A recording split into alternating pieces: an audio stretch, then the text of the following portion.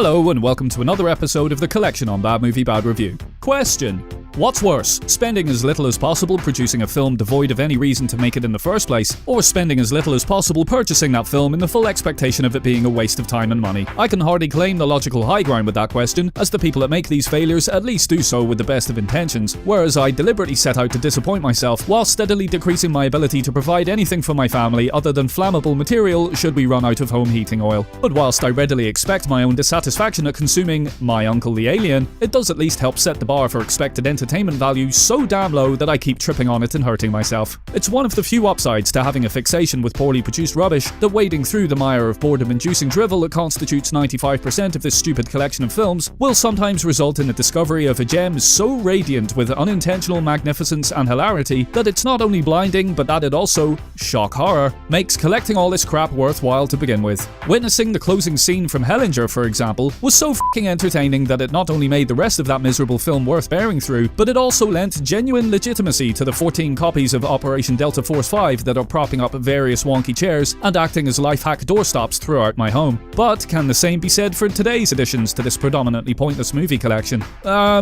Spoiler alert, no. Well, I can't actually say for certain yet, but I'm fairly sure that Iron Hero isn't going to rub gilded shoulders with the 5%. Okay then, so Iron Hero. Pretty obvious what it is that we're ripping off here with this particular film. I seem to remember there being another movie beginning with the word iron that features a man in a suit that does things with that suit. Saves people's lives or whatever, fires lasers out of his asshole, I can't remember. Not really into Marvel movies, to be honest, but I'm certainly into Iron Hero, whatever the hell this is meant to be.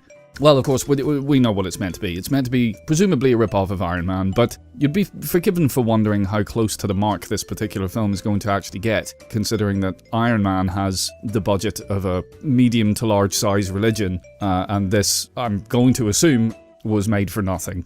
But let's take a look. I could be wrong. I could be very, very wrong. We're going to look at the trailer at some stage anyway, and really get into a bit of detail. And I could be pleasantly surprised at the quality of Iron Hero. I doubt it very much, but we'll see. But in terms of the cover itself, of course, we have a man in a tremendously silly-looking helmet. Looks a bit miserable there. He didn't make his helmet to have a smile anyway. Like, what is that thing on his forehead? Does that perform a function? Because it looks ridiculous. But you can see his little ears there as well, though. Yeah, he kind of reminds me a little bit of that stupid-looking robot from Buck Rogers. The one that people assumed was a sex robot. Or maybe I just assumed it was a sex robot. It's been a while since I've seen Buck Rogers. But anyway, taglines. Let's have a look. One kind of a shortcut way of knowing how much a piece of shit a film might potentially be is the film's willingness to put real movies on their cover or mention real films. You know, it'll say things like "in the spirit of" and then name an actual movie. So here, for example, we have The Heart of Superman and The Mind and Body of Terminator. This film won't have anything to do with those two films whatsoever. It's just a way of fooling people into thinking that this is somehow related to much, much, much better films, which of course it isn't. It's derivative, let's say. Or maybe it's just completely ripping off. How about that? I think that's probably a more honest appraisal. But yeah, apparently The Heart of Superman. I didn't really... When you think of Superman, I don't really think of Superman's heart. Oh, he has a big heart. Like, he can fucking fly. That's... Maybe the powers of Superman? Maybe? I don't know. But the mind and body of Terminator. Again, you don't think of a Terminator's mind. It's a computer. It's a robot. It doesn't have a mind. We also then have at the bottom, part man, part machine, all hero. Which, right, okay, so maybe we should keep a tally of the things that this film is shamelessly ripping off. These are the better films that it's mentioned. Superman, Terminator, Iron Man, and then there's a RoboCop reference down at the bottom as well. So I'm gonna hazard a guess and say that this film does nothing original whatsoever. But again, haven't seen it. I'm passing judgment, and that's not fair. I should give this film a chance. The only other thing on the cover is I noticed some weird computer gibberish there. Don't know what that's meant to be. Yeah, and then we just have a city being blown to absolute bits. I'm pretty sure that that's not going to happen in the film, but again, I don't know. There doesn't exist a trailer for Iron Hero, so I think what we'll do instead, I'll just play a clip from the film itself.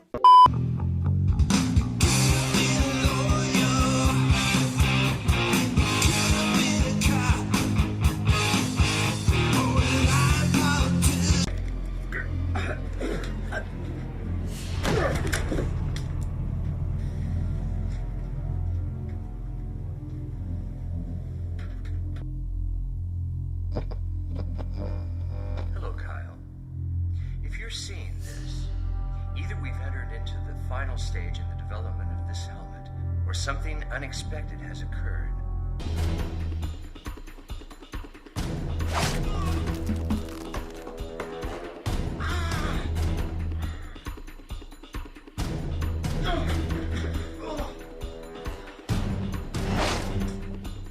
Kyle, stop.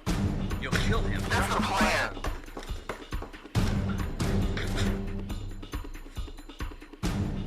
Kyle, we have to go. If we stay, you'll be arrested. I recognize him. That was the guy from The Amazing Bulk. Yes, that's him. So I think I can understand why there was no trailer in existence, because I would imagine that whoever distributed this didn't want anybody to know about it. Let's take a look at the back and see if we can get an idea of what this film's about. Part man, part machine, together, they will learn the awesome powers of the suit. Force fields, invisibility, morphing, and more. But they will need them all to fight off Reed's ninja henchmen and his ultimate secret weapon, the Mecha Terror robot. Programmed for one thing, to destroy Kyle Finn, aka Iron Hero. Iron Hero! Clearly the copywriter was given access to crayons to write that synopsis. Will I ever watch Iron Hero? I wouldn't mind finding out just how dreadful this film actually is, and then maybe even making my own trailer so that I can warn people, so maybe.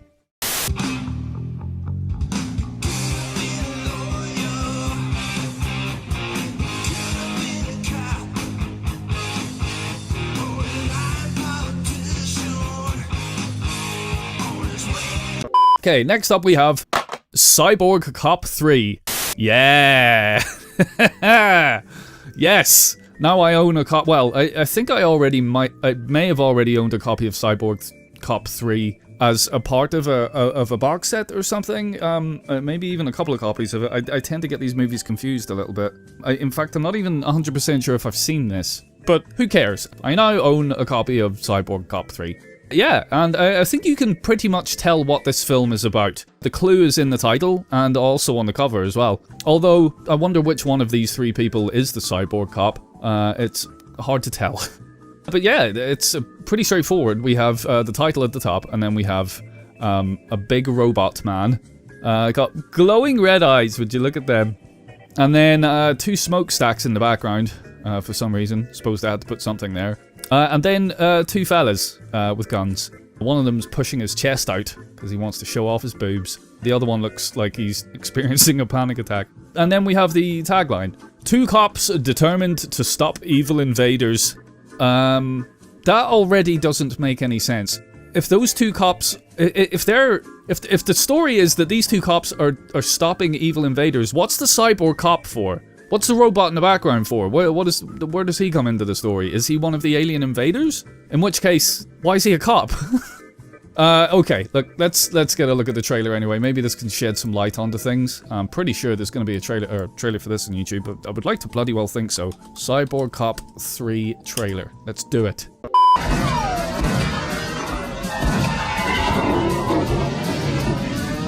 Piece of cake, big guy, riding the back.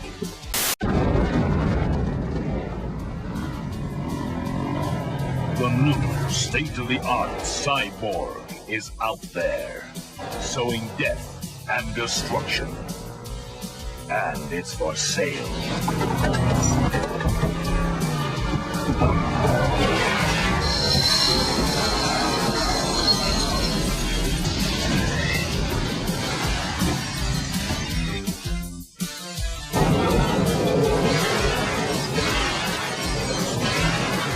Cyborgs? How many of them are there?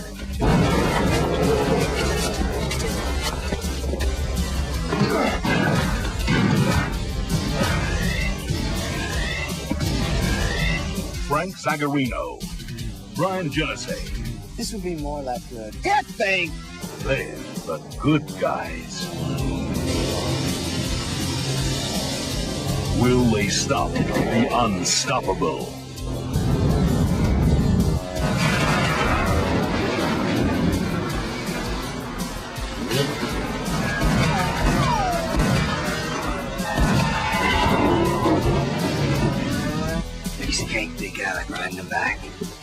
Well, there you go. Apologies for the quality of the audio, but I think the trailer got the message across just fine. We have a cyborg that may or may not be a cop. I'm presuming that he is a cop based on the title of the fucking film. And a hell of a lot of explosions, a lot of kaboom going on there, and a lot of disregard for stuntmen, I think, as well. So let's get a look at the back of the cover here. There's not very much going on. It's pretty plain. In terms of imagery, there's just headshots of the two people from the front. Alright, synopsis time, I suppose. Max and Saint are deputy federal marshals. Deputy federal marshals? They're not actual marshals, or like sheriffs or whatever. They're deputies. Whatever. Max and Saint are deputy federal marshals. Things are somewhat slow in Iowa, so their marshal gives them extra assignments to pick up some additional cash. Is it, what? That's not how police work. For a few $100, they are sent to bring in a tax evader, but their simple job turns into a nightmare. What the fuck does any of that have to do with cyborgs or evil invaders? Yeah, wait a minute. There were no... Who are the evil invaders anyway? There was nothing like that in the trailer. Like, there's no aliens or anything as far as I could see. Is that a racist reference to Mexicans or something? It is set in Iowa, so who knows. I don't think I have seen that. I think it's Cyborg Cop 1 and 2 that I've seen, so... boy am I in for a treat, should I ever decide to watch this. Speaking of which, will I ever watch Cyborg Cop 3? I've got to be honest with myself. This kind of thing, it can't sit on my shelf staring at me for long until I like. Hey, look at it! Come on, there's a big robot on the cover. It's gonna happen. So yeah, definitely. Bigger, more exciting, and more explosive than ever before. Cyborg Cop 3. Are you ready? Next up, we have Vampire Cop. Alright, Vampire Cop. Hell yes. One thing you might notice about this particular DVD release is it's in really, really good condition. The vast majority of the things that I purchase are all secondhand, but not this. I bought this online I don't think it was cheap. The reason I deliberately set out to buy this is because this is a film made by Donald Farmer, who, you may know, if you've heard of Donald Farmer, created a film called Shark Exorcist, which is an absolute masterpiece of hideous filmmaking. So, obviously, I had to go on. I also own Shark Exorcist. I think it featured in one of the previous collection videos. So I had to go out and buy Vampire Cop as well. Pride of place, I think this is going to take within the collection regardless, just simply because of the person that made it. Looking at the cover, it is pretty straightforward. It's obviously a hand-drawn cover of someone who appears to be a vampire. He's got spiky teeth, and he appears to be a cop because he's holding a police badge and he's wearing a policeman's hat. There's also a broken lamppost behind him, and he appears to have taken someone's head out of a bin full of guts, which is fair enough. At the top it says, "Awesome underground movies you need to see now." Yeah, maybe. And then we have a tagline. He takes a bite out of crime. That's... You get the reference there. He's a vampire. He's a vampire. Vampires bite things. So he's going to reduce the level of crime by being a vampire. Very clever stuff. I can explain that in further detail should you wish me to. Leave a comment. Okay, let's get a look at the trailer. I have an idea of the level of quality to expect from this, but yeah, let's take a look anyway. Again, I could be pleasantly surprised. Vampire Cop trailer. Let's do it. Oh yes, here we go.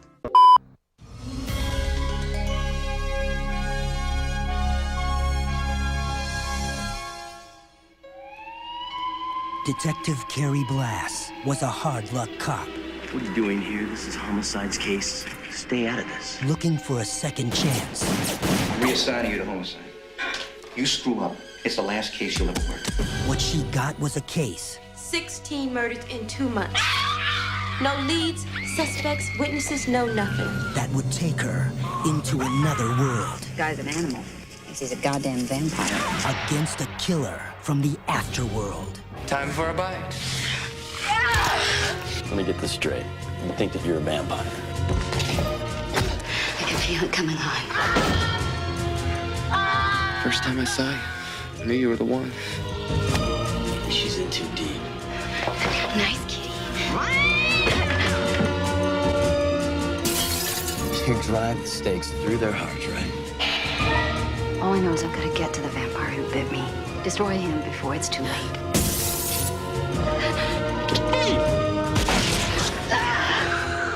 Where is he? I said, where is he?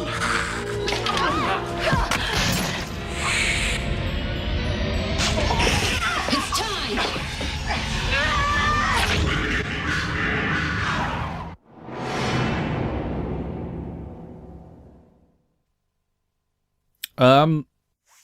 Is that? That's the wrong film. God damn it! That's the wrong. God damn it, Donald Farmer! You ripped off a real movie. That's directed by Joel Bender. This. Donald Farmer's Vampire Cop official movie trailer. God damn it.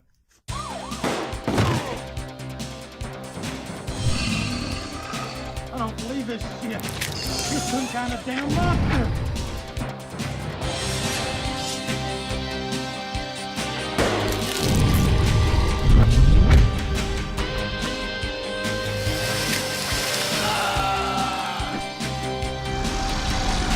All right, yeah, that was at least that was the right trailer, and yeah, that kind of confirms the level of quality I was expecting from Vampire Cop, from this version of Vampire Cop, which appears to be a rip-off of a normal movie. That other film looked pretty good though, to be honest. This looks dreadful, which is why I bought it. It's a Donald Farmer film, so of course it's going to be absolutely rubbish. Let's get a look at the other side here. There's a tagline that oh no, sorry, it's not a tagline, it's an endorsement. 12 breasts. 12 dead bodies. What? Shouldn't it be 6 dead bodies then if there's 12 breasts? Multiple neck fanging, double vampire sex in a bathtub. Joe Bob says check it out. Said Joe Bob Briggs. Who is Joe Bob Briggs? I have to know. I'm gonna do a search for him. Joe Bob Briggs. A syndicated American film critic, writer, and comic performer. Did he really say that about this? Really? Honestly? You look like you have an actual job. What are you doing even watching this film? Briggs' acting persona is that of an unapologetic redneck Texan with an avowed love of the drive-in theater. Oh, okay, he specializes in humorous but appreciative reviews of B-movies and cult films, which he calls drive-in movies. Oh, okay, fair enough. I've never heard of you, but you're endorsing this movie, and do you know what? I'll take your word for it. Okay, let's get a look at the synopsis here. It's not easy being a cop, especially when you're a vampire cop. Like Officer Lucas, Ed Cannon. But with the city in the grip of a psycho drug kingpin, it's time to pull out all the stops and take a bite out of crime. But now, that's the same joke from the front, because he's a vampire, yeah. But now beautiful reporter Melanie Roberts, Melissa Moore, is onto Lucas's little secret. Will she expose him, ellipses, or help him crack the biggest crime caper since Al Capone? Soon the streets are running red with stone-dead hookers and bone-dry mobsters, all with 2 little bites on their neck. Will Melanie be next? Or is Lucas ready to make the ultimate vampire sacrifice to save her? Vampire Cop was filmed in Florida and Georgia over 1989 and 1990 by writer, director, and B-movie legend Donald Farmer, the creator of Cannibal Hookers, Scream Dream, and Shark Exorcist, co-starring Mal Arnold from Blood Feast and Ray McKinnon from Oh Brother, Where Art Thou? Do you know what? I'm gonna hand it to SRS25 something. Whatever they're called, I'm gonna hand it to them. That was good copy. That was a nice synopsis. It really was. Plenty of emphasis as well, which is nice. I especially like the terms stone dead hookers and bone dry mobsters. Very evocative. Right, okay, and down the bottom we have bonus features include never before seen director's cut and original theatrical version. No, come on now. I highly doubt the original copy of Vampire Cop ever featured in a movie theater. Let's be honest, or cinema as we call them in the real world. That's not happened. But it's nice of them to include it anyway. We also have feature-length commentary track, and then trailers, and that's pretty much that. So will I ever watch Vampire Cop? Without question, 100% definitely.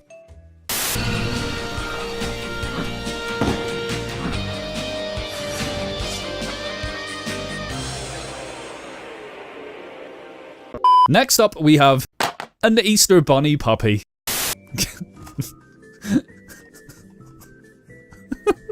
Look at him. Yeah, look at his fucking little face. Oh god, right. This is gonna be the rabbit hole here. Oh, pun! Did you get the pun there? Lovely, lovely stuff.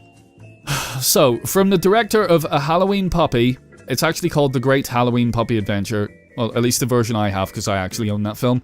And A Christmas Puppy, which I don't own yet, I still want to get it. An Easter Bunny Puppy. So, I actually know a little bit about this movie. I've actually seen this film before, but I had to buy it. I've seen it online. Once I saw it, I had to buy it. I hated it so much that I needed to purchase it. This is a David DeCoteau film. For those of you who know who David DeCoteau is, that should require no further explanation as to what this movie is about. For those of you who do not know who David DeCoteau is, he sometimes makes movies under the moniker of Mary Crawford, which I'm pretty sure he did with this. David DeCoteau tends to make two kinds of films. One is super low budget children's movie wastes of time, like this, under the moniker of Mary Crawford, and then the other type of film he makes is homoerotic softcore porn. Which, oh yeah, of course, in a previous episode we detailed, what was the name of that film again? We detailed, oh yeah, Voodoo Academy. However, with these films, I don't know what the motivation is behind making these, probably other than just making a very, very quick buck, because his talking animal movies and all his kids' films are utterly awful on every level. Just dreadful, dreadful wastes of time. They really are. But yes, so here we go. We have an Easter Bunny puppy with the Easter Bunny puppy on the cover, which is really just an ordinary dog. It's not even a puppy. It's just a dog with bunny ears. And that's it. What more would you want on the cover of a film called An Easter Bunny Puppy? Right, time to watch the trailer. Again, I've seen this film a couple of times. I know just how bad this movie is, and I without ever having seen the trailer before, I can already guarantee you that this will not do this film justice at all. This film is 100,000 times worse than anything that's going to appear in this trailer, but let's take a look at it anyway.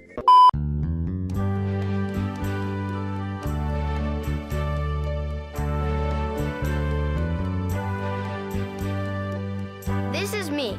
The name's Russ. Cramped quarters don't suit me. Happy Easter! This is Lucy. She's not usually like this, but some boy recently moved down the street, and she's been acting really strange all of a sudden. One day he's gonna knock on the door, and he's going to be enchanted by my beauty. Did you lose someone? Where did you go?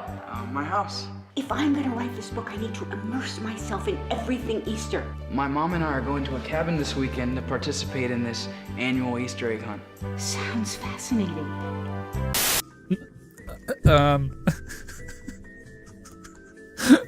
Yeah. An Easter Bunny puppy there. God damn it, David DeCoteau. What? Let's get a look at the other side. An Easter Bunny puppy, and there's just lots of just Easter-related gibberish here. Let's just go straight to the synopsis. It's nice and short, so we'll get this over with. Russ, an adorable puppy, wants to be the Easter Bunny this year, but has to contend with his family who thinks that dogs should be dogs and not bunnies.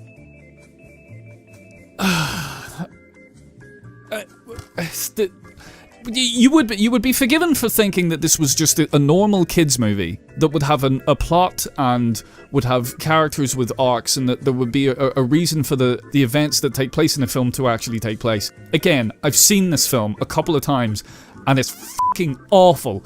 There's nothing redeemable about this movie whatsoever. It was, and it's not even a quick cash grab, because who the hell buys that?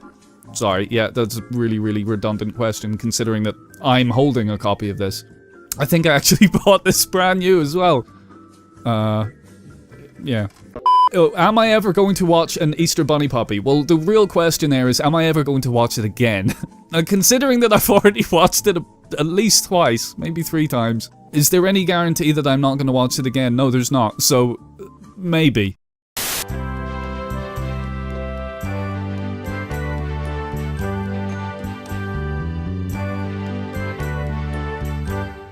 Next up, we have The Business. Well, well, well. If it isn't the biggest absolute twat that's maybe ever lived, one Mr. Danny Dyer. I love the man, he's great. He's fantastic in everything he does. The Business. What's that say? A Nick Love film. Okay, why couldn't you put that the right way round so it was easier to read? The Business. This firm will blow you away. More cocaine than Casino. More guns than Goodfellas. More swearing than Scarface. Okay, if you say so. Front Magazine, those gatekeepers of popular opinion. They gave it 5 stars, apparently. More cocaine than Casino. Well, that could potentially be because Danny Dyer appears to be made from cocaine and is dissolving in that swimming pool. But whatever. There's a guy behind him in a white suit, very nice white suit there, holding a shotgun, or using a shotgun as a walking stick. And then a woman there drinking a cocktail. Amazing. It's very blue, this cover, really. The only thing that isn't blue is Danny Dyer's sunburnt tits. Do you know what? Just come to think of it, actually, if you take away the edge of that swimming pool, it just looks like Danny Dyer's trying to float. No, I'm tired. I'm tired and I'm hungover. I don't know what I'm talking about. Anyway, The Business. Right, let's get a look at the trailer for The Business. My old man wrote me a letter from prison once. It said, if you don't want to end up like me, stay away from crime, women and drugs. Problem is, don't leave you with much else to do, does it? I'm not going to do it, Jim. That's your bit of sun. So what's your name, kid? Frankie. Ronnie? Frankie? Frankie? Ronnie. Sammy? Frankie. Carly? Meet the kid Frankie. That's Carly, my partner's kid. She's a little bit... Just leave it at that, eh? This is our secret, Ronnie. Charlie finds out to kill me. We've all got the same problem to deal with right now, which is the mayor. Marijuana is okay. You sell the cocaine, it's a problem. So, what are we gonna do? Kill the geezer? Yeah. Yeah, Danny Dyer. The Business. It's my fucking movie. I fucking can't stand that man. He just sounds like such a prick. Come on, can we all at least not agree on that?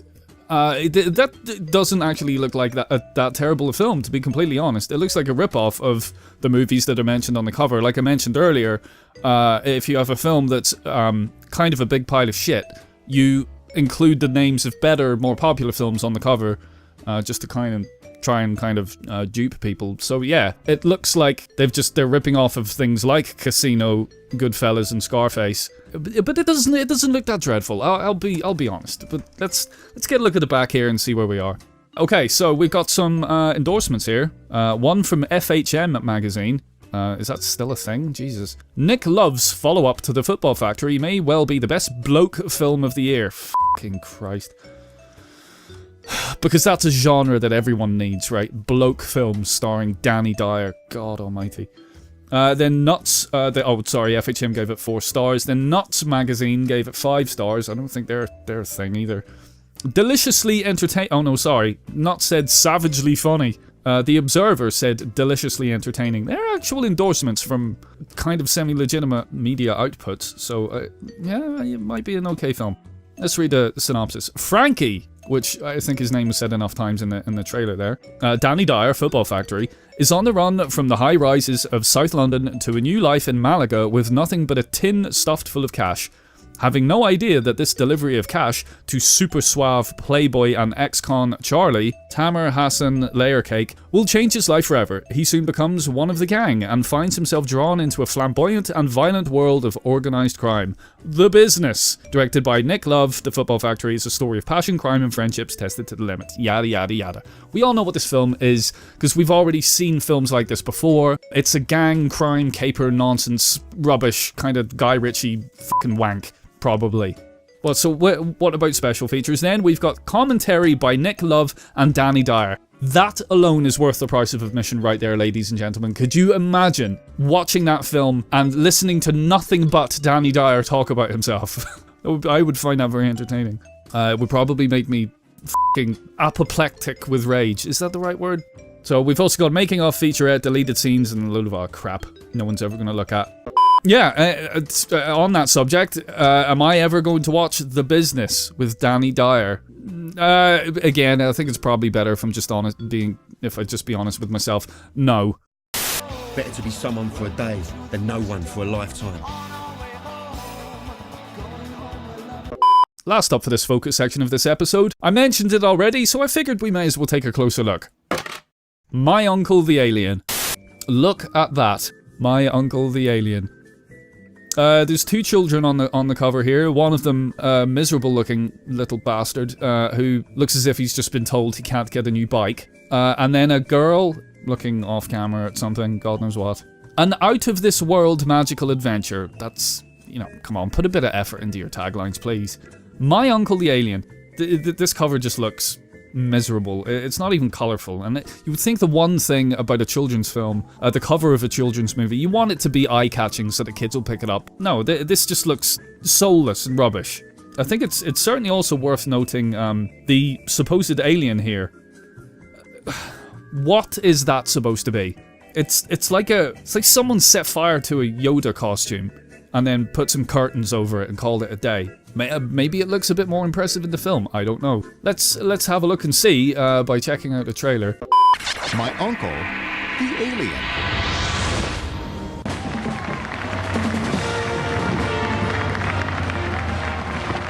Kelly Sullivan leads a very public life. After all, your dad is the president. But no one's ever heard about her very special friend she calls Uncle. Until now. Kelly, where does he live? In outer space. Does he have a name? My Uncle the Alien. He has the power to change the future. And although she doesn't know it, he's about to change hers. I'm so happy to be here with all my friends. Her friends from the children's shelter are in danger of losing their home. We're on the street again. But she won't let them down. Don, give me your clothes. Jane, call me a cab. Where you are going? To try and raise money so her friends won't go homeless. The president's daughter is missing? Watch it! I got a bad feeling about this. I don't really... I'm gonna be honest, I think I'm too hungover to process what I just watched. Yeah. Let's just look at the other side. My Uncle the Alien. Again, with the colorless, it's horrible. Right, synopsis. While at a visit to a Los Angeles youth shelter, the president's wife and daughter learn the shelter is to be shut down due to budget difficulties. During a barrage of media interviews, Kelly, the president's daughter, mentions that her uncle, who she describes as something between Santa Claus and an alien, might be able to help with the problem. Ridiculed by the media, Kelly runs away to avoid attention, but ends up being kidnapped along with her newfound friend Zig by two street hustlers and held for $1 million. That says $1 million ransom. That's how I'm reading it. I don't care. Since everyone believes Kelly is just making up another far-fetched story, it is now up to her mysterious uncle to rescue her. It's a PM Entertainment film. Again, seal of fucking quality, yeah. So, Joseph Murray and Richard Pepin. Directed by Henry Char. I'm sure he did a fantastic job with this. Wonderful source material to begin with, by the sound of things. My Uncle the Alien. Oh wait, hold on. Special features. Interactive menu and scene index. Wowzers. Chances of ever watching My Uncle the Alien. To be honest, it's not the kind of thing that I would personally sit down and waste my goddamn time watching, but it absolutely is the kind of film that I would make other people watch. So, chances of me ever actually ending up seeing this film, maybe. Looks like he's gonna throw them out of the van. Back off! Please advise. Join Kelly and her friends for an exciting, out-of-this-world adventure the whole family will enjoy. My Uncle the Alien.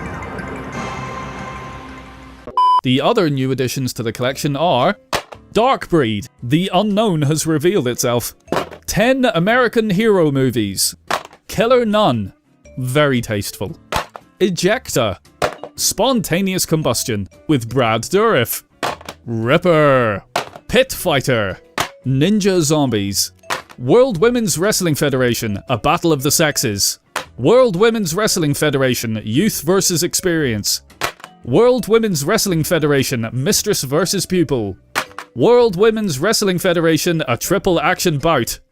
World Women's Wrestling Federation, a clash of the titans. And Attack Force by Steven Seagal. Thank you for watching this episode. If you have any questions about any of these films, or if you would like to advise me as to what I maybe should watch or shouldn't watch, feel free to leave a comment.